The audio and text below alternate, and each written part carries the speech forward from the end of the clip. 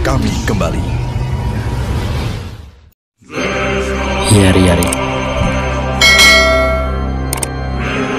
Selamat datang di konten spoiler. Jadi kalau kalian gak suka konten beginian, silakan close video ini. Tapi jika anda semua gak masalah di spoiler, siapkan cemilan, pasang posisi rebahan, dan mari kita mulai videonya. Juragan.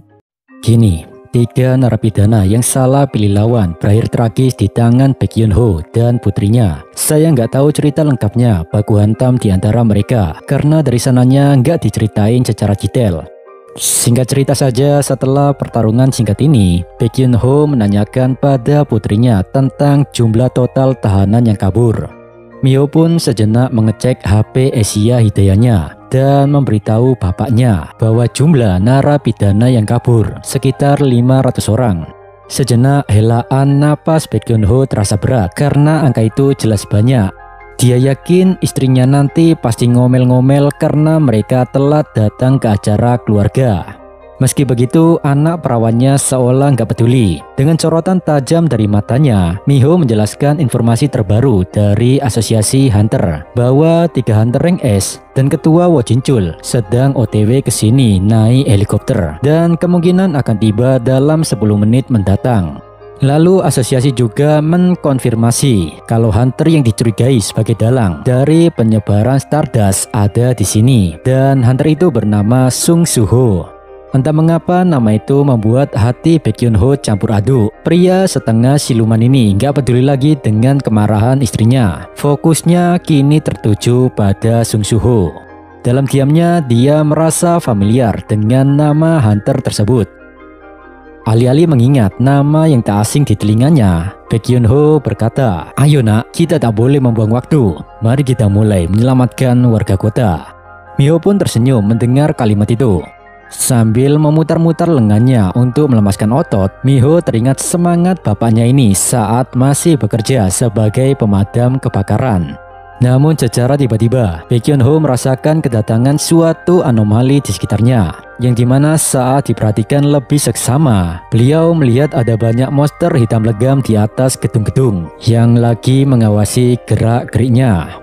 Penasaran tentang sosok goib tersebut, Yoon Ho bertanya pada putrinya, "Nak, cepat cek berita, apakah ada dungeon break di sekitar sini?"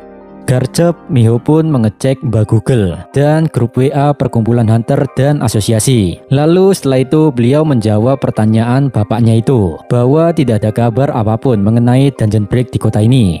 Sontak kenyataan ini membuat Yoon Ho heran. Dia bertanya-tanya, jika tidak ada dungeon break, lantas makhluk apa yang ada di atas gedung itu? Tidak mungkin kan itu genderuwo?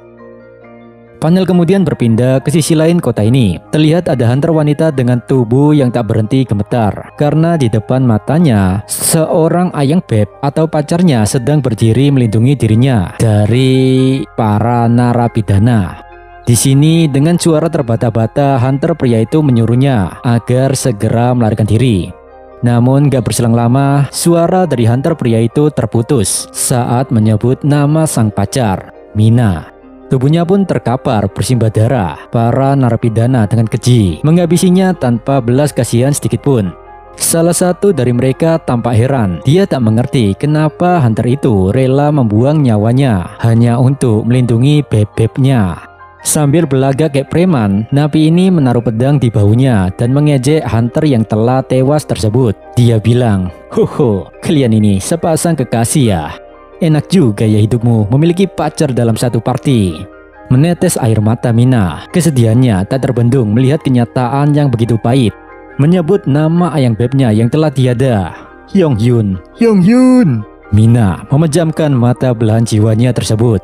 Jijik melihat nestapa di depannya, napi preman itu menghunuskan pedangnya untuk menebas Mina. "Berhenti menangis, karena sebentar lagi kau akan bertemu dengannya," ucap napi tersebut sembari melayangkan pedangnya.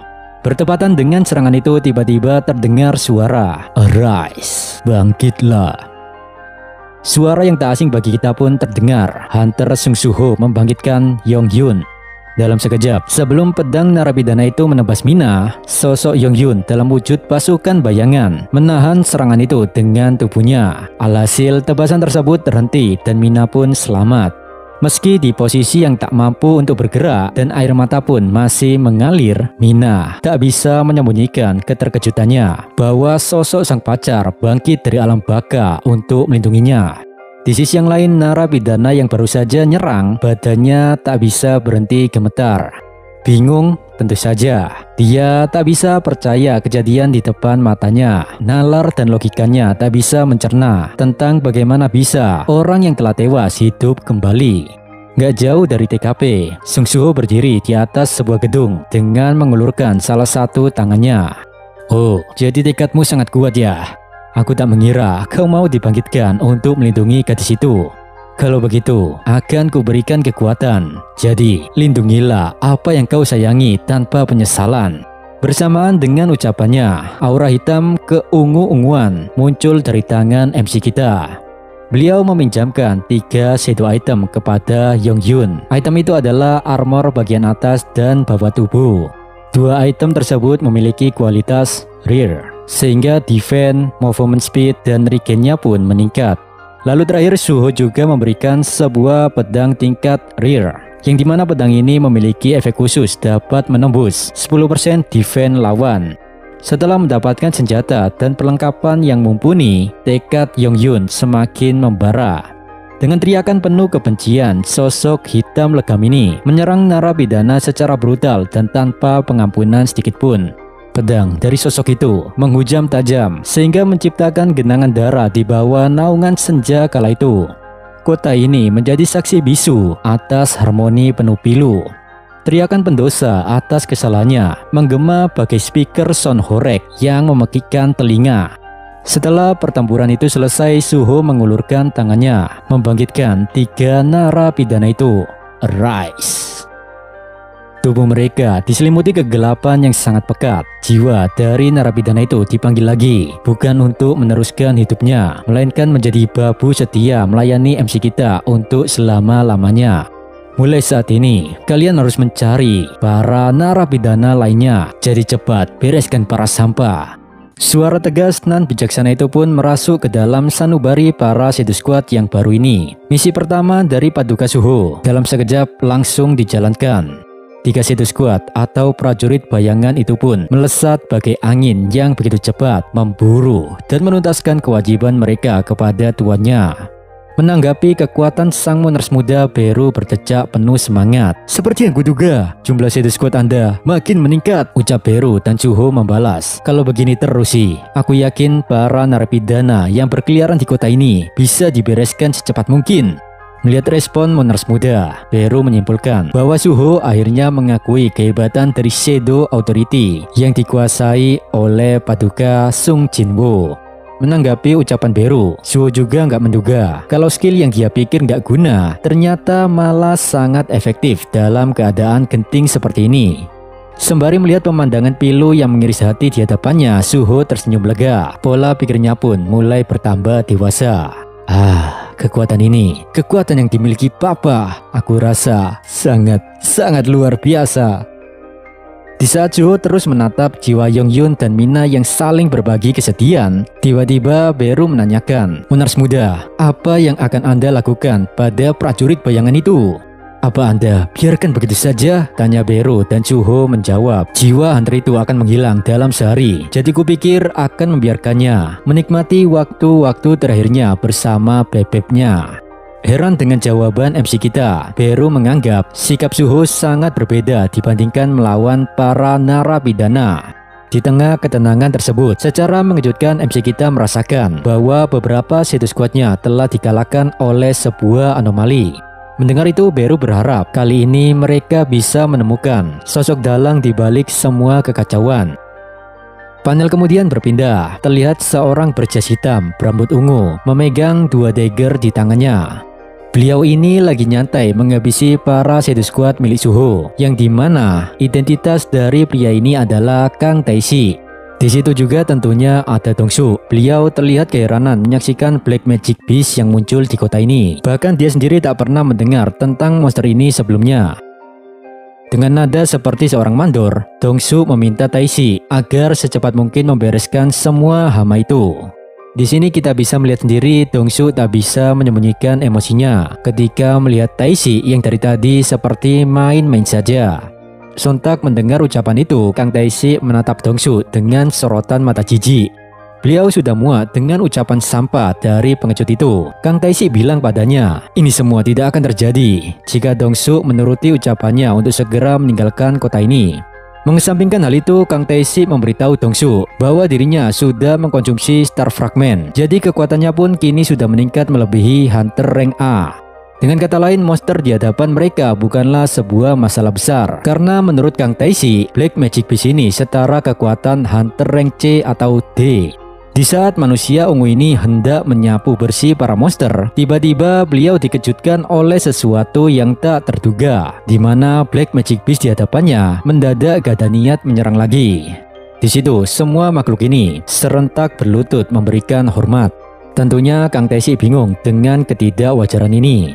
Di saat yang sama terdengar suara Beru. Menaris muda, sepertinya kita telah menemukan dalang dari kekacauan ini, ucap Beru, dan Suho membalas. Oh gitu ya, jadi si bajingan ini pasti pemimpin para narapidana yang kabur.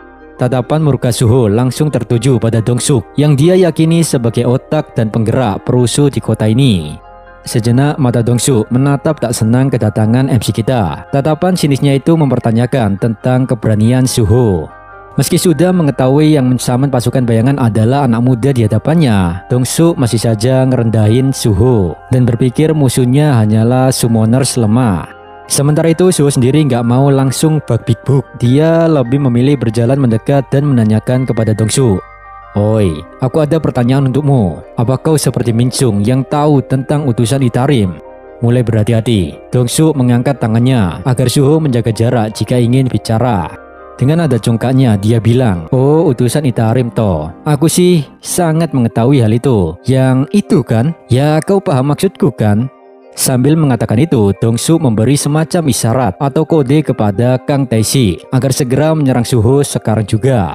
Yang Dongsuk yakini, seorang hunter summoners itu kebanyakan lemah dalam pertarungan jarak dekat. Tanpa monster panggilan, kekuatan fisik dan daya tahannya pasti sangat ampas. Ketika Dongsuk menyeringai melanjutkan ucapannya, Kang Taeshi melesat menerjang ke arah Suho. Namun bebarengan dengan serangan kejutan itu, dalam sekejap Suho sudah berada tepat di hadapan Dongsuk. Dengan kata lain, saking cepatnya MC kita, mata dua napi ini tak mampu melihat pergerakan itu. Keringat dingin mulai bercucuran. Kang Taeshi mulai menyadari ada kesenjangan kekuatan di antara mereka. Sedangkan Suho sendiri, dia mengangkat tangan kirinya, lalu secara perlahan mencengkram pundak Dongsuk. Sontak hati Dongsuk makin dak-dik-dukser. Aku mengerti, jadi kau sama sekali tak memiliki kaitan dengan utusan Itarim ya? Lalu bagaimana bisa kau mendapatkan Star Fragment? Dan kenapa kau menyerang kota? Tatapan menusuk kalbu dan lontaran pertanyaan tersebut. Setiap kata yang keluar dari mulut MC kita seperti tusukan pedang menembus dada. Dari sini Dongsuk meyakini betul bahwa sosok di hadapannya bukanlah summoners biasa. Ketakutan itu membuat Dongsuk seperti anak kecil yang mengancam. Jika kau menyentuhku sekali saja, adikku pasti tidak akan membiarkanmu. Meski sudah diancam begitu, MC kita tetap tak peduli dan cengkramannya pun malah semakin kuat. Ya, tubuh Dongsuk ditekan hingga memaksanya berlutut. Bahkan saking kuatnya Suho, tanah yang menjadi pijakan sampai remuk. Sembari terus menekan pundak Dongsuk sampai mengeluarkan darah, Suho bertanya lagi, aku tak peduli apakah adikmu Hunter rank S atau apalah. Yang penting cepat jawab pertanyaanku, kurang ajar. Tak tahan dengan rasa sakit yang dia rasakan, Dongsuk pun terpaksa menjawab pertanyaan itu, bahwa dirinya tak tahu tentang item tersebut. Dia hanya mendapatkan Star Fragment tersebut dari adiknya. Dongsuk menjelaskan, penyerangan kota itu hanyalah karena dia senang melihat orang-orang patuh dan tunduk terhadap perintahnya. Dongsuk juga akan meyakinkan para napi agar segera berhenti melakukan kerusuhan. Sontak saat mendengar ucapan itu, MC kita semakin geram dengan pernyataan Dongsuk. Tak bisa dimaafkan, kau menghabisi para warga hanya untuk alasan sepele seperti itu, ucap Suho dengan nada penuh amarah. Di sisi yang lain, Kang Taeshi terlihat terdiam membeku tanpa bergerak sedikitpun. Insting bertahan hidupnya menyuruhnya untuk segera melarikan diri. Taeshi yakin, bahkan jika dia meninggalkan Dongsuk, peluang untuknya hidup masih sangat tipis. Di tengah keputusasaannya itu, kesadarannya dialihkan pada sebuah alam goib yang sangat terang. Di sana suara asing menggema mengusik pikirannya, yang dimana ketika Kang Taeshi menoleh belakang, ekspresinya jadi bingung saat melihat sepasang mata besar menatapnya. Yang dimana sosok itu adalah penjelmaan dari Thiel. Dan asal kalian tahu, tubuh Park Do-jin atau Thiel itu sendiri berada dalam sebuah helikopter. Sambil memejamkan matanya seperti orang tidur, Thiel merasuk dalam pikiran Kang Taeshi. Thiel bilang, sebelum para rank S tiba, aku ingin mengamati kemampuan Hunter di depanmu. Jadi tunduklah pada sang dewa dan patuhi perintahku. Setelah mengatakan itu, Thiel membuka matanya secara perlahan, yang telah berubah warna jadi kuning serta ada tanda bulan dan bintang. Dalam sekejap, energi Kang Taeshi meningkat drastis. Dia sekarang sudah menjadi boneka, dan tubuhnya berada dalam kendali penuh Thiel. Skill kamuflase atau skill steal pun diaktifkan. Seketika itu juga, hawa keberadaan Kang Taeshi pun lenyap. Dan tanpa bisa dilihat oleh mata, Taeshi memanfaatkan kesempatan ini melesat menebas Suho. Kendati demikian, meski Suho tak mampu melihat wujud Kang Taeshi, tapi refleks tajam MC kita membuatnya dapat dengan mudah menghindari serangan kejutan tersebut. Ya, karena Suho menghindar, alhasil tubuh Dong-suk lah yang tercabik-cabik oleh tebasan mengerikan itu.